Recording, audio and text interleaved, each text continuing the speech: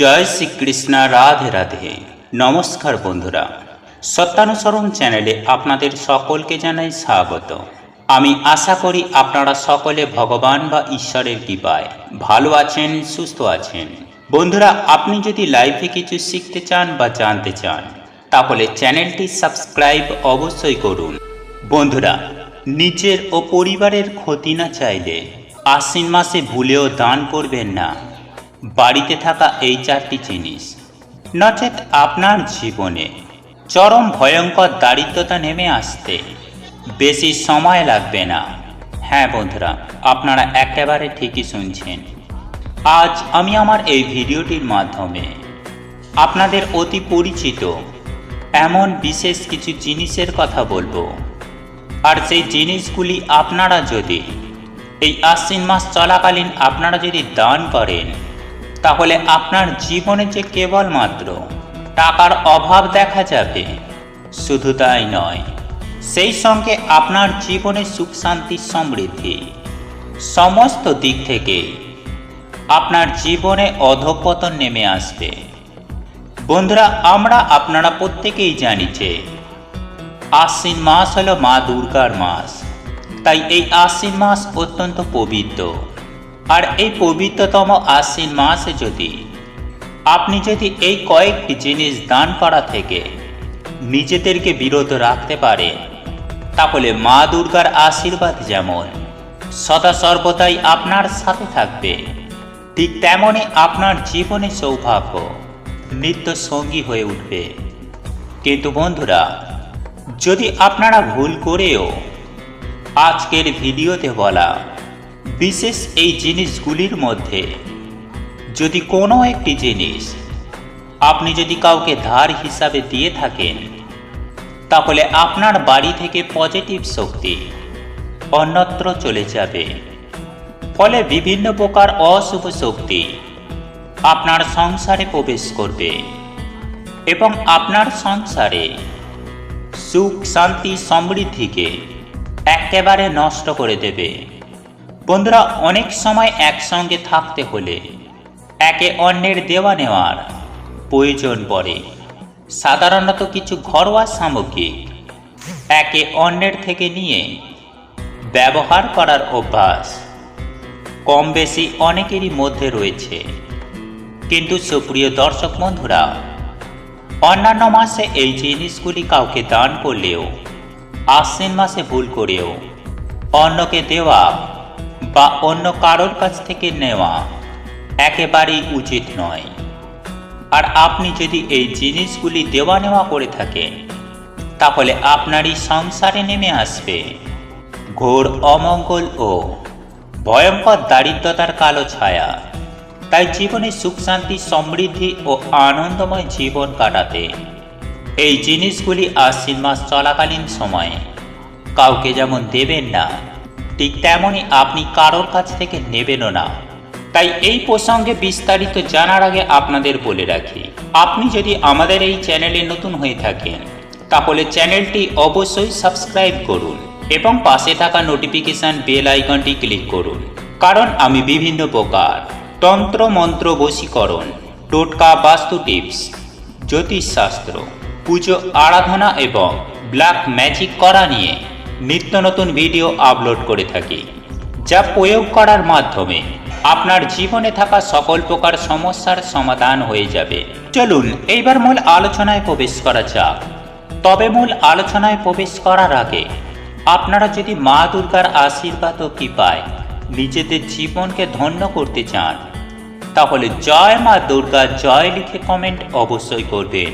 বন্ধুরা, পবিত্র এই আশ্বিন মাসের প্রত্যেক দিন সকালে ঘুম থেকে উঠে বাসি বিছানায় বসেই পাঠ করুন সামান্য এই ছোট্ট একটি মন্ত্র। জীবনে সুখ শান্তি এবং সমৃদ্ধি বহুগুণ বৃদ্ধি পাবে।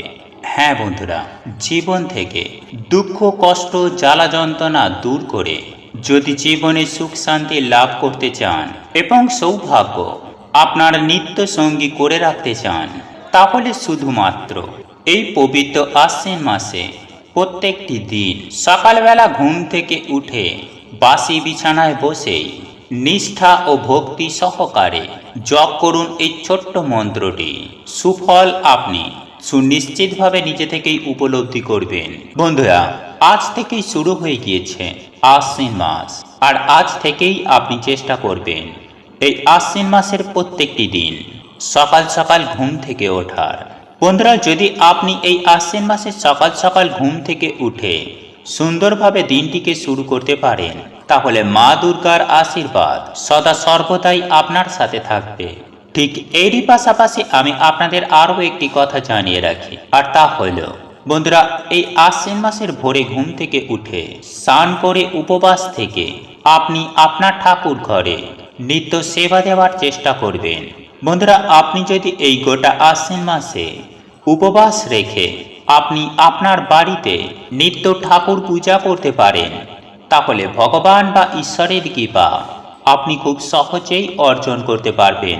বন্ধুরা, সেই সঙ্গে আরও একটি বিষয় আপনারা অবশ্যই চেষ্টা করবেন, আর তা হল এই গোটা আশ্বিন মাস জুড়ে আপনারা চেষ্টা করবেন যে কোনো সময় অন্ততপক্ষে একটি গাওয়া ঘিয়ের প্রদীপ আপনার ঠাকুর ঘরে প্রত্যেকটা দিন নিত্য প্রজ্বলন করার। কেননা শাস্ত্র মতে এই আশ্বিন মাসে প্রদীপের শিখার আলোয় জীবনের সমস্ত অন্ধকার দূর হয়ে গিয়ে আপনার জীবনে সৌভাগ্য বহুগুণ বৃদ্ধি করতে সাহায্য করবে। তাই ঠাকুরের নিত্য সেবা করার সময় আপনি এই গাওয়া ঘিয়ের প্রদীপটি অবশ্যই প্রজ্বলন করবেন। তারপর বন্ধুরা, এই পূজা পাঠ হয়ে গেলে আপনি পাঠ করবেন ছোট্ট একটি মন্ত্র, আর এই মন্ত্রটি হল ওম সর্বমঙ্গলা মঙ্গলে শিবে সর্বাত্ম সাধিকে শরণ্যে ত্র্যম্বকে গৌরী নারায়ণী নমস্তুতে। ওম সর্বমঙ্গলা মঙ্গলে শিবে সর্বাত্ম সাধিকে শরণ্যে ত্র্যম্বকে গৌরী নারায়ণী নমস্তুতে। বন্ধুরা, এই মন্ত্রটি আপনারা ঠাকুরের সামনে বসে অন্ততপক্ষে 21 বার জপ করবেন। এবং একই সঙ্গে আমি আরও একটি মন্ত্র আপনাদের জানিয়ে দেব, যে মন্ত্রটি আপনারা সকালে ঘুম থেকে উঠেই বাসি বিছানা ছাড়ার আগেই আপনি এই মন্ত্রটি জপ করবেন। আর এই মন্ত্রটি হল ওং হ্লিং দুর্গে দুর্গে রক্ষিণী রক্ষিণী স্বাহা। বন্ধুরা, এই মন্ত্রটি আপনারা বাসি বিছানায় বসেই অন্ততপক্ষে 28 বার জপ করবেন। তবে সব থেকে ভালো ফল পাওয়া যায় যদি আপনি হাতে রুদ্রাক্ষের মালা নিয়ে আপনি নিত্য 108 বার জপ করতে পারেন। দেখবেন এই মন্ত্র দুটি জপ করার ফলে আপনার জীবন থেকে সমস্ত বাধা বিপত্তি, জ্বালা যন্ত্রণা, দারিদ্রতা সুনিশ্চিতভাবে দূর হয়ে যাবে। সেই সঙ্গে আপনার সকল প্রকার মনোবাসনা খুব দ্রুতই পূরণ হবে। বন্ধুরা, আপনারা যদি নিত্য এই দুটি মন্ত্র জপ করতে পারেন, তাহলে মা দুর্গা আপনার প্রতি প্রসন্ন হয়ে আপনার সমস্ত মনস্কামনা খুব দ্রুতই পূরণ করবেন। ঠিক তেমনই সর্বশক্তি হয়ে নানান সমস্ত দেবতার আশীর্বাদ আপনার ওপর সদা সর্বদাই থাকবে, যার ফলে আপনি যা চাইবেন আপনি তাই সুনিশ্চিতভাবে পাবেন। যাই হোক বন্ধুরা, এইবার আমি আপনাদের জানিয়ে দেব যে এই ফলটির নাম হলো ডমুর। হ্যাঁ বন্ধুরা, আপনারা একেবারে ঠিকই শুনছেন। বন্ধুরা, এই ডমুর গাছের ফল খুব সচরাচর দেখতে পাওয়া যায়, কিন্তু একটি প্রবাদ আছে যে ডমুর গাছের ফুল দেখা নাকি অত্যন্ত ভাগ্যের ব্যাপার। হ্যাঁ বন্ধুরা, আপনারা একেবারে ঠিকই শুনেছেন। আমরা কেউ কখনোই ডমুর গাছের ফুল ফুটতে আমরা দেখতে পাই না, কিন্তু ডমুর গাছের ফল আমরা সচরাচর দেখতে পাই। আর আপনি যদি আপনার বাড়ির পার্শ্ববর্তী বা কাছাকাছি কোথাও যদি এই ডমুর গাছের ফল দেখে থাকেন, তাহলে সেটা আপনি আপনার বাড়িতে নিয়ে আসুন। তবে এখন প্রশ্ন হলো যে কিভাবে আপনি এই ফলটিকে আপনার বাড়িতে নিয়ে আসবেন। বন্ধুরা, সেই প্রসঙ্গে আমি আপনাদের বলি, আপনি এই ফলটি যে কোনো দিন আপনার বাড়িতে আনতে পারেন।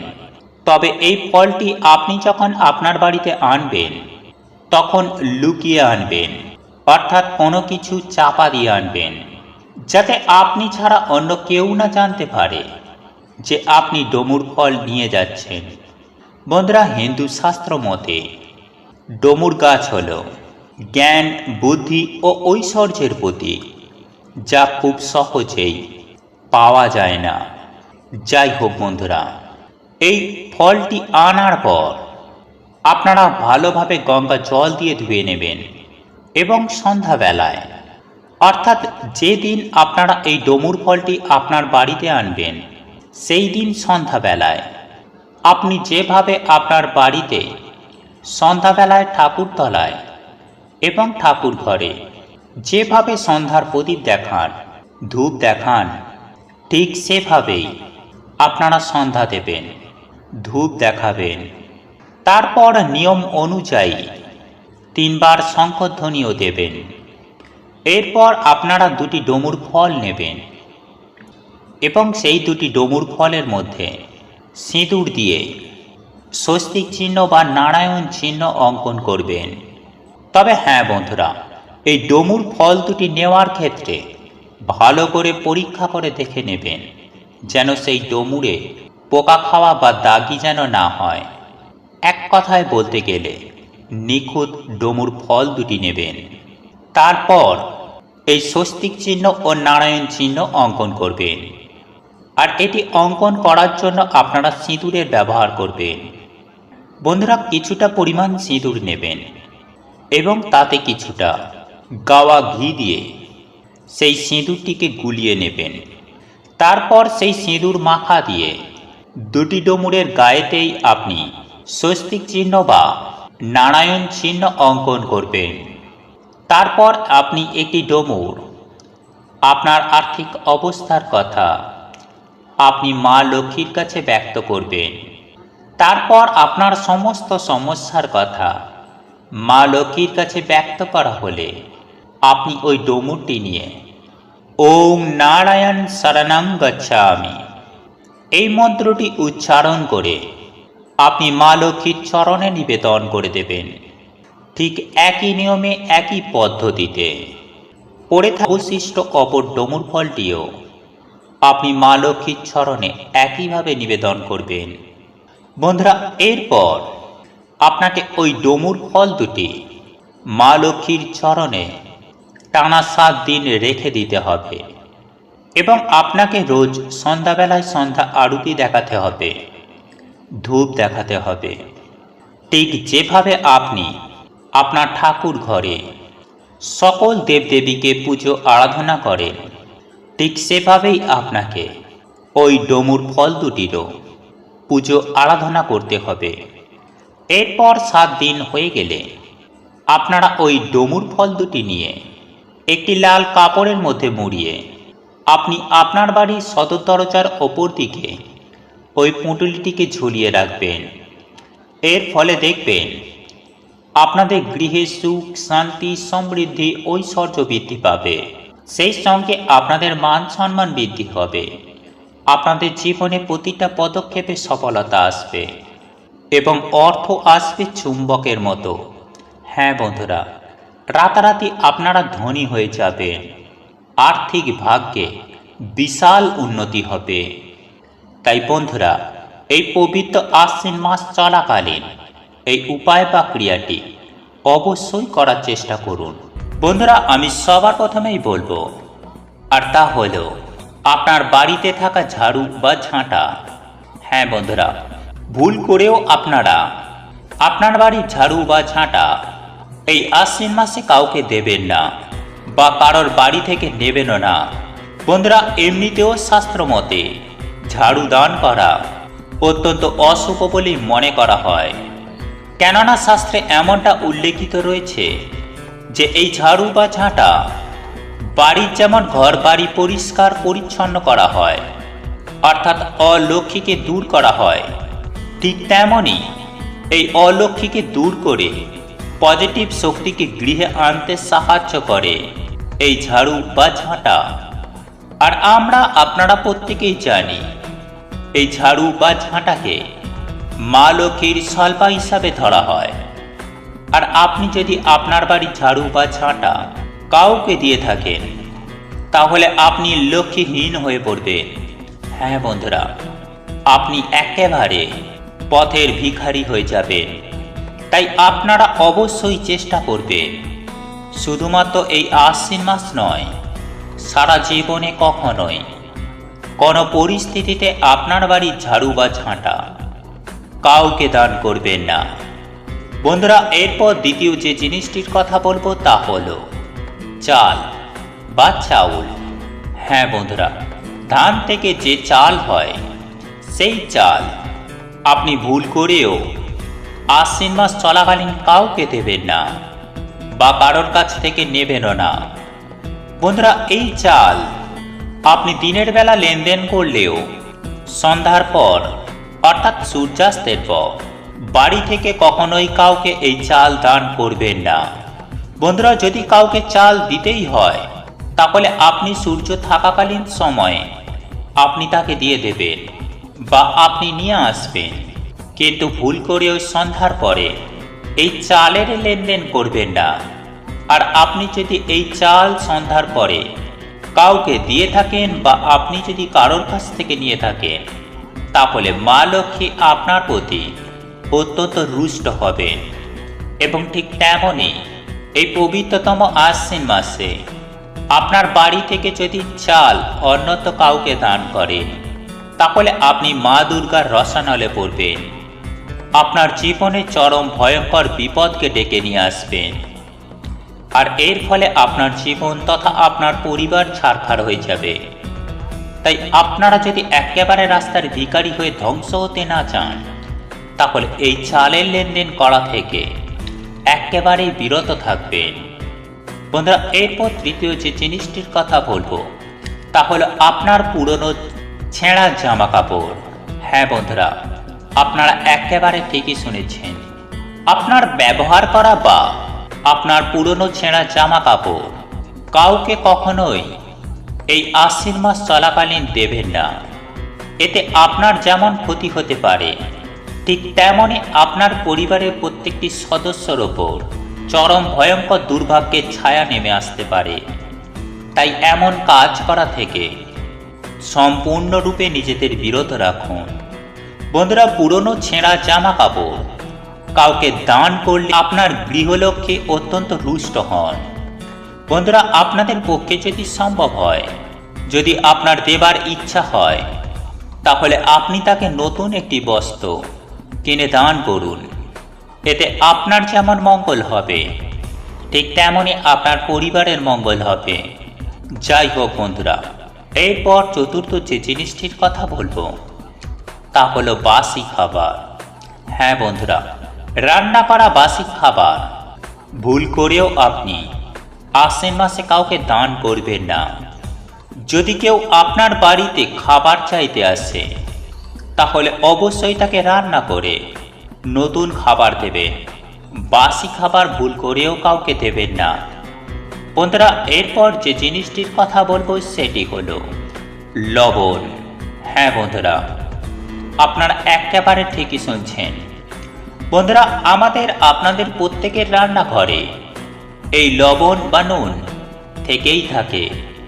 আর শাস্ত্রমতে মনে করা হয় যে এই লবণের মধ্যে স্বয়ং মা লক্ষ্মী বিরাজমান। তাই এই পবিত্র আশ্বিন মাস চলাকালীন কখনোই লবণ কাউকে দান করবেন না বা কারোর কাছ থেকে আপনি নেবেনও না। এর ফলে মা লক্ষ্মী আপনাদের প্রতি অত্যন্ত রুষ্ট হবেন এবং আপনার সংসার একেবারে লক্ষ্মীহীন হয়ে পড়বে। বন্ধুরা, আজ আমি আমার এই ভিডিওটির মাধ্যমে যে সকল বিশেষ বিশেষ জিনিসগুলির কথা আপনাদের জানিয়ে দিলাম, তার মধ্যে একটি জিনিসও আপনি এই পবিত্র আশ্বিন মাস চলাকালীন সময়ে ভুলেও কাউকে দান করবেন না। সংসার জ্বলে পুড়ে শেষ হয়ে যাবে, পরিবারের দারিদ্রতা নেমে আসবে। তাই বন্ধুরা, এই বিষয়গুলি অবশ্যই মেনে চলার চেষ্টা করুন। বহু মানুষ আজও মেনে চলছে, তারা উপকার পেয়েছে। আপনিও মেনে চলুন, ঈশ্বরের আশীর্বাদ পাবেন।